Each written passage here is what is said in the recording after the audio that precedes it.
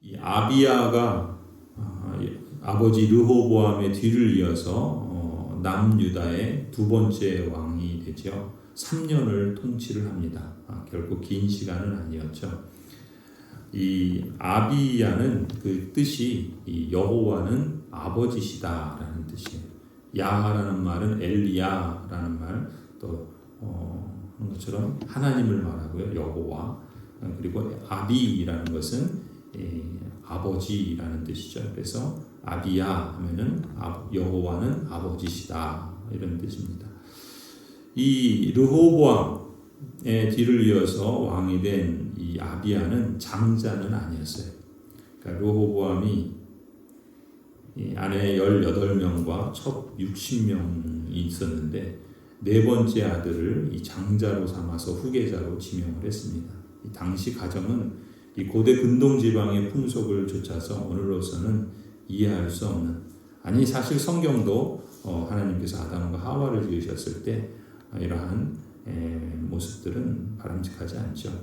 르호보암이 이렇게 아비야의 어머니 마아가를 가장 총애했기 때문에 그 넷째인 아비야를 그 후계자로 왕으로 삼았던 것입니다. 이 남유다, 남유다, 북이스라엘로 분단된 이 하나님의 언약 백성들의 모습을 보면 참담하죠. 지금 남유다와 북이스라엘이 전쟁을 치르는 거예요. 언약 백성끼리 지금 치고받고 싸우고 죽이는 일을 하고 있는 것입니다. 남유다의 두 번째 왕으로서 이 아비야에 대한 기록을 역대기를 기록한 저자는 가장 주목하는 점이 이 아비야에게 있어서는 전쟁이었던 거예요. 불과 3년밖에 통치하지 않은 짧은 기간에 그의 치적 중에 가장 큰 게 전쟁이라는 것은 참 비극인 것이죠. 이 점은 열왕기상에도 그대로 나오고 있어요. 그리고 오늘 역대하도 마찬가지죠. 특히 역대하는 이 아비야를 소개하면서 본격적으로 아예 그냥 전쟁부터 얘기합니다. 아비야와 여로보암 사이에 전쟁이 벌어졌다. 전쟁 이야기를 다루죠. 사실 다른 이야기는 아예 기록도 없어요. 아비야의 역사에서, 그의 삶에서 가장 중요한 얘기는 전쟁이었던 것이죠. 이 열왕기를 보면은 아비야가 그의 아버지 르호보암이 이미 행한 모든 죄를 행하고 그의 마음이 그의 조상 다윗의 마음과 같지 아니하여 그의 하나님 여호와 앞에 온전하지 못하였으나, 그러니까 아비야를 온전하지 못한 악한 왕으로 평가를 합니다. 이렇게 부정적인 평가가 나오고 열왕기하에서는 그리고 나서 이제 이 아비야의 전쟁 얘기는 짧게 소개를 하고 있어요. 그런데 오늘 우리가 읽은 역대하를 13장을 보면 이 전쟁 내용만을 길게 소개하고 있죠. 이 아비야의 남유다는 40만이었고 결코 작은 수가 아니죠.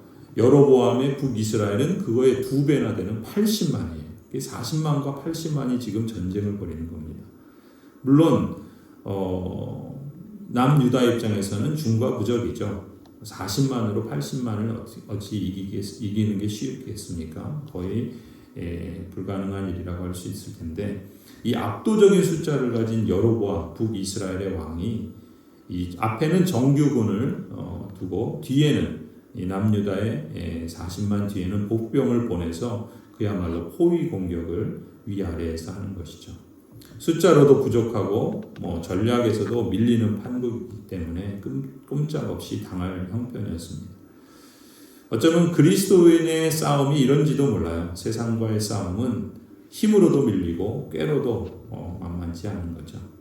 하지만 그리스도인은 다른 식으로 맞서야 되는데 그 맞서는 방식은 세상에 보면 참 미련한 방식입니다. 이 아비야가 중과 부족 상황에서 그럼 어떻게 맞서는가?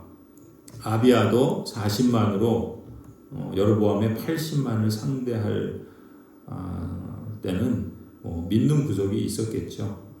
그런데 의외는 그가 의지하고 굳게 붙잡았던 것은 군사적인 힘이 아니죠. 그도 그럴 것이 40만으로 어떻게 80만을 압제할 수 있겠습니까? 또 그렇다고 재정적인 그런 숫자도 아니었어요. 이 아비야가 의지했던 건 뭡니까? 딸랑 소금 언약 하나였어요. 4절에 보면 아비야가 에브라임 산간 지역에 있는 스마라임 산 위에 서서 소리쳤다. 여로보암과 온 이스라엘은 내가 하는 말을 들어라. 주 이스라엘의 하나님께서 다윗과 소금으로 파기될 수 없는 언약을 맺으시고 이스라엘을 다윗이 다스릴 나라로 영원히 그와 그의 자손에게 주신 것을 너희들이 모를 리가 없을 것이다. 소금으로 파기될 수 없는 언약을 맺었다. 그의 조상 다윗과 하나님께서 맺으신 언약이다. 북이스라엘 너희도 같은 민족이요 하나님의 언약 백성인데 그 일을 너희가 모를 일이 없을 것이다 라면서 이 아비야가 의지한 것은 소금 언약입니다. 소금이라는 건 뭡니까? 썩지 않고 방부성이 있는 것이죠. 그리고 불변하는 말하자면 영원한 것 같은 그런 특성이 있잖아요. 그래서 소금 언약이라고 했을 때는 변하지 않는 언약, 파기될 수 없는 언약, 이것을 말하는 것이죠. 하나님께서 다윗과 그의 자손들에게 파기될 수 없는 언약을 맺으셨다. 이렇게 말하고 있죠. 아비야가 굳게 붙잡았던 소금 언약의 내용은 우리가 사무엘하 17장에서 알 수 있죠. 하나님께서 다윗에게 주신 언약입니다. 하나님께서 다윗을 통해서 세우시는 나라는 영원히 견고하게 하겠다. 하나님께서 그 백성들이 하나님을 주로 경배하고 또 하나님의 뜻을 따라 말씀에 순종하는 삶을 살아갈 때 그 나라가 영원토록 견고할 것이다. 그렇게 언약하셨죠. 그래서 이 아비야는 그 언약을 기억하고 8절에 그렇게 말합니다. 너희는 수도 많고 또 여로보암이 너희의 신이라고 만들어준 금송아지들이 너희와 함께 있다고 해서 지금 다윗의 자손이 맡아 다스리는 주님의 나라를 감히 대적하고 있다. 12절에 똑똑히 봐라. 하나님은 우리와 함께 계신다. 그가 우리의 우두머리이시다. 그의 제사장들은 너희를 공격할 때 불려고 비상나팔을 들고 서 있다. 이스라엘 자손아, 너희 주 조상의 하나님과 싸울 생각은 하지 말아라. 이길 수 없는 싸움이 아니겠느냐. 이 아비야의 싸움은 오늘 우리 그리스도인의 싸움과 같은 성격이죠. 혈과 육의 싸움이 아니라 영적인 싸움이다. 이 점에서는 아비야가 제대로 본 것입니다. 영적 싸움이라는 말은 뭡니까? 보이지 않는 배후에 누가 진짜 왕이냐, 이런 싸움이라는 뜻이죠. 너희를 세워 지키겠다고 영원토록 변치 않는 소금 언약을 하신 하나님, 그 하나님께서 누구 편이냐의 싸움, 이것이 바로 영적 싸움입니다. 하나님의 백성의 싸움이 힘이 많고 숫자가 많아서 이기는 게 아니라 하나님께서 얼마나 내 편이 되어주시느냐, 아니 우리가 얼마나 하나님 편이 되어주시느냐, 되느냐, 하나님을 내가 얼마나 신뢰하고 따르느냐, 여기에 달려있다라는 점에서 영적인 싸움입니다. 같은 언약 백성이에요. 그런데 같은 언약 백성이지만 북이스라엘은 여기서 실패를 한 것입니다. 아비야의 지적이 바로 그 점을 정확하게 전곡을 찌른 것이죠. 8절에 말합니다. 너희는 수도 많고 여로보암이 너희의 신이라고 만들어준 금송아지들이 너희와 함께 있다고 해서 지금 엉뚱한 것을 신으로 섬기고 있는 것이죠. 이름은 언약 백성인데 그들은 사실 속내는 다른 걸 섬기고 있었던 겁니다. 그러니 지금 다윗의 자손이 맡아 다스리는 주님의 나라를 그런 금송아지 신을 섬기면서 대적하겠다느냐, 이렇게 지금 말하는 거죠. 9절도 그렇습니다. 너희는 아론의 자손인 주님의 제사장들뿐만 아니라 레위 자손 사람들까지 내쫓고 이방 나라의 백성들이 하듯이 너희 마음대로 제사장들을 임명하지 않았느냐. 누구든지 소송아지 한 마리와 순양 7마리만 끌고 와서 성직을 맡겠다고 하면 호수아비 신의 제사장이 되는 것이 아니냐. 북이스라엘의 죄는 바로 이런 것이죠. 아무나 제사장 세우고 아무나 레위 사람 세우고 자기 마음대로 하는 것입니다. 마음대로 제사장을 임명하는 거죠. 또 아무나 또 제사장이 되겠다고 나서는 거예요. 그냥 돈만 주면 성직을 맡고 또 그야말로 거짓된 금송아지 호수아비신 그런 신을 섬기는 제사장이 되는 것이죠. 이런 모습은 언제나 늘 있습니다. 뭐 하겠다고 목사 되고 또 그게 더 유리하다고 목사 되고 또 목사라고 또 함부로 자신이 섬기는 그 권력이나 또 명예나 돈이나 그런 헛된 허수아비 신들을 섬기면서 그렇게 성직을 맡았다고 그 이름을 이 사회에서도 세상에서도 그것을 거침없이 말하죠. 이 영적인 싸움은 앞서도 말했지만 하나님을 얼마나 신뢰하고 따르느냐, 그리고 하나님께서 얼마나 우리 편이시냐라는 것인데, 지금 이 아비야가 지적한 것처럼 북이스라엘이 지금 정면으로 그 일을 반박하고 또 반역하는 행위를 하면서 그걸 부끄러워할 줄 모르고 또 그것을 마치 자랑이나 하듯이 그렇게 행하고 있던 것입니다. 11절에 그러죠. 그들은 날마다 아침 저녁으로 주님께 번제를 드리고 향을 피워드리고 깨끗한 상에 빵을 차려놓고 금 등잔대에는 저녁마다 불을 밝힌다. 이렇게 우리는 주님께서 정하여 주신 법도를 지키고 있다. 그러나 너희는 그 법도를 저버렸다. 하나님의 말씀을 따라서 그 법도를 지키는 것이 아니라 자기 법으로 스스로를 이루어가고 있는 그러한 북이스라엘.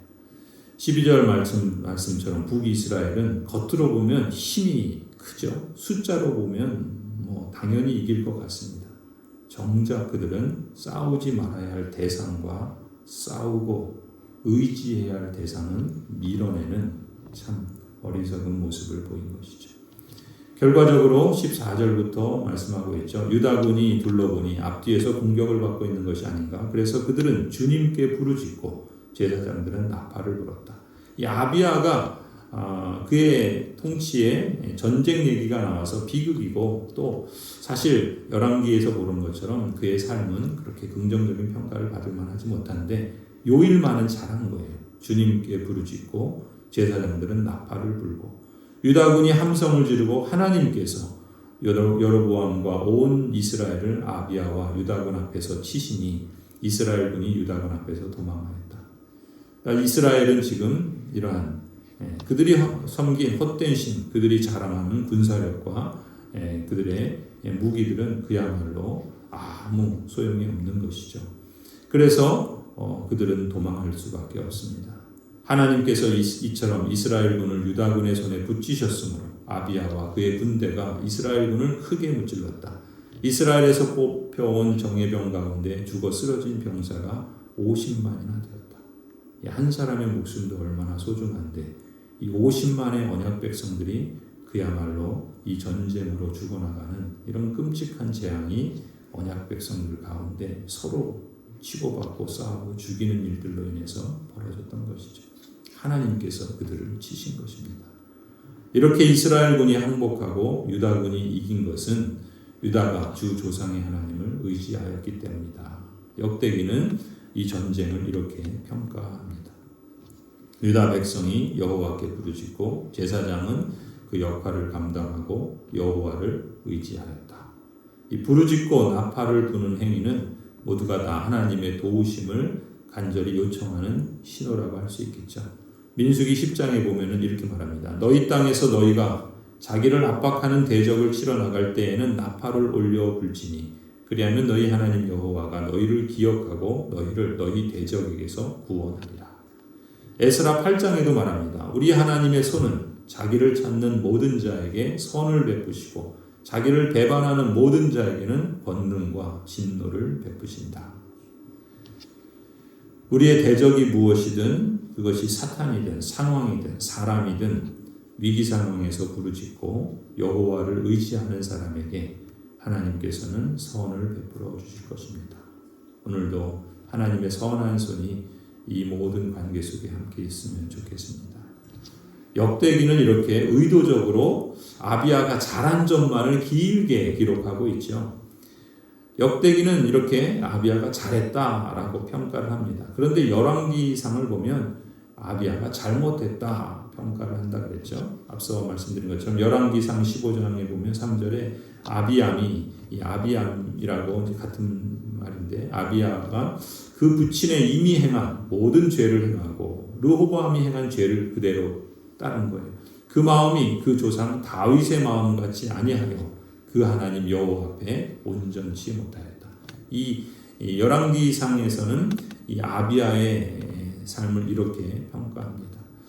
그런데 이제 성경이 우리가 사람을 평가할 때 두 가지를 볼 필요가 있는데, 하나는 그 마음이고 그리고 그 행동이죠.